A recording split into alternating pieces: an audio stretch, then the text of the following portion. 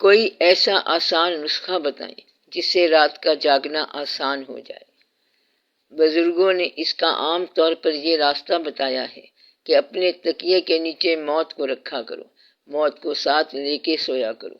اگر موت اپنے سرہانے کے ساتھ رکھو تو پھر نیند نہیں آئے گی اور جاگنا ہی جاگنا ہو جائے گا۔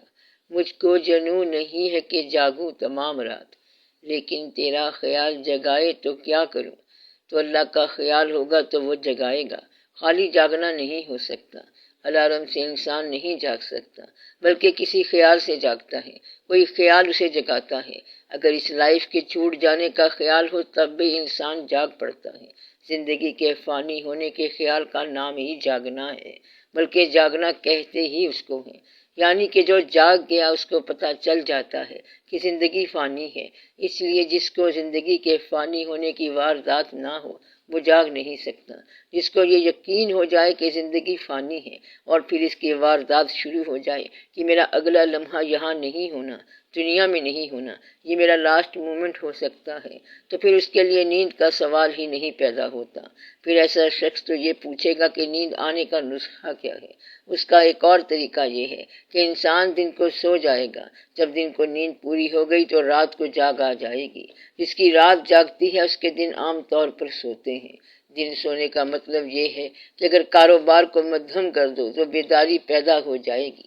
ایک ہوتا ہے ذوق کاروبار اور دوسرا ہوتا ہے کاروبار ذوق۔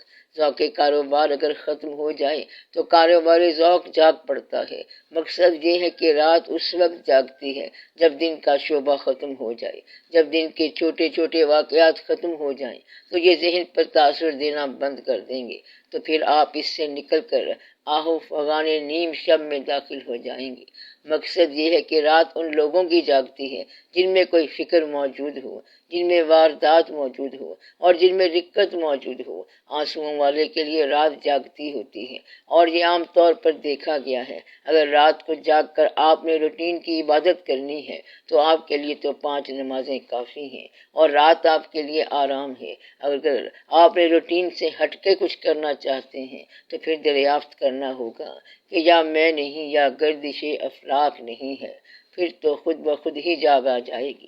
اور اگر کوئی مسئلہ پیدا ہو گیا تو پھر نیند نہیں آئے گی۔ اگر مسئلہ صرف روٹین کی عبادت ہے تو پھر اگر آپ اللہ کے رحم کے سہارے سو جاتے ہیں تو کوئی حرج نہیں ہے، اور اگر آپ نے اس ذات کو دریافت کرنا ہے، محبت کا کھیل ہے، تو پھر آپ کو جاگ آ جائے گی۔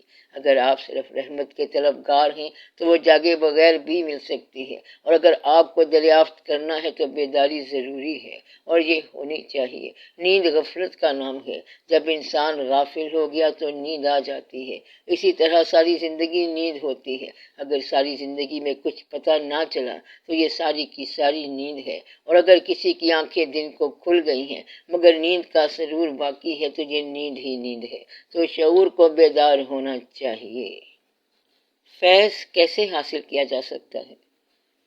جس بزرگ سے آپ کی نسبت ہو، چاہے ماضی میں ہوں، ان کے نام سے وابستہ ہونے کے بعد اپنے عمل کا جائزہ لے لو، یا وہ کام کرو جو انہوں نے کیا، یعنی کہ وہ جو کام کیا کرتے تھے، یا پھر وہ کام کرو جو تمہارے خیال میں ان کو پسند ہو۔ تو ایسا کام کرو جو انہوں نے کیا، یا وہ کام کرو جو تمہارے خیال میں ان کا پسندیدہ ہو، بس پھر آپ کو ان کی نظر سے فیض مل جائے گا۔ اس بزرگ سے کب فیض ملتا ہے؟